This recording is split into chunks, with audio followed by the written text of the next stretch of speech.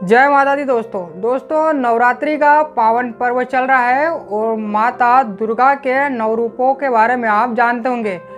माता के नौ रूप है माँ शैलपुत्री, ब्रह्मचारिणी, चंद्रघंटा, कुष्मांडा, स्कंद माता, कृत्यानी, माँ कालरात्रि, माँ महागौरी और माँ सिद्धदात्री।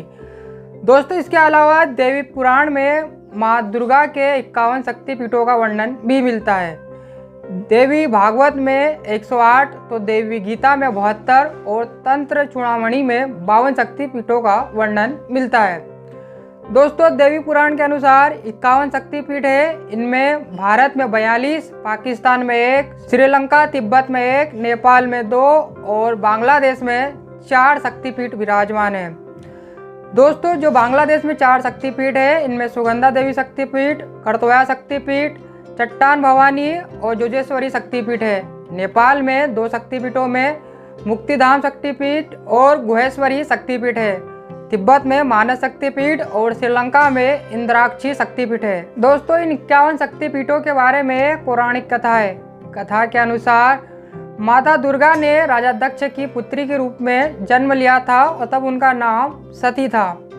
दोस्तों कथा है कि एक बार विश्व के कल्याण के लिए ऋषि मुनियों ने एक यज्ञ करवाया। इस यज्ञ में सभी देवी देवताओं को बुलाया गया था। जब इस यज्ञ में माता सती के पिता राजा दक्ष आते हैं तो उनके सम्मान में आए हुए सभी देवी देवता खड़े हो जाते हैं, लेकिन भगवान शिव खड़े नहीं होते हैं। जबकि भगवान शिव का विवाह माता सती से हुआ था, यानी कि वो राजा दक्ष के दामाद थे।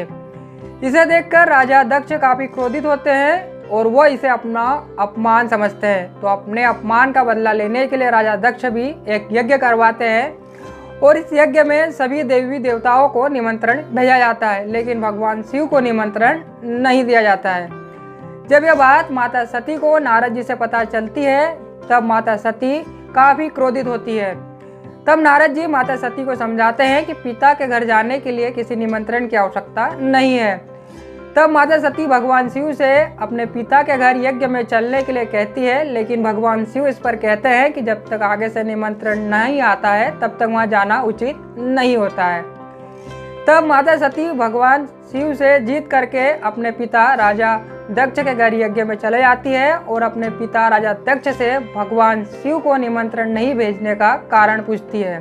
तब राजा दक्ष काफी रोष प्रकट करते हैं और विरोध के रूप में वो भगवान शिव के लिए कुछ आपत्तिजनक बातें कहते हैं। भगवान शिव के बारे में इन अपमानजनक बातों को सुनकर माता सती काफी क्रोधित होती है और वो इसी यज्ञ में अपने प्राणों की आहुति दे देती है। जब यह बात भगवान शिव को पता चलती है तो भगवान शिव काफी दुखी होते हैं और काफी क्रोधित होते हैं। वो वीरभद्र को आदेश देते हैं। उनके आदेश पर वीरभद्र राजा दक्ष का सिर अलग कर देते हैं और भगवान शिव उस यज्ञ में से माता सती के पार्थिव शरीर को निकाल कर दुखी होकर ब्रह्मांड में विचरण करने लगते हैं और तांडव करने लगते हैं, जिससे कि उनका तीसरा नेत्र खुल जाता है और ब्रह्मांड में प्रलय मचने लग जाती है।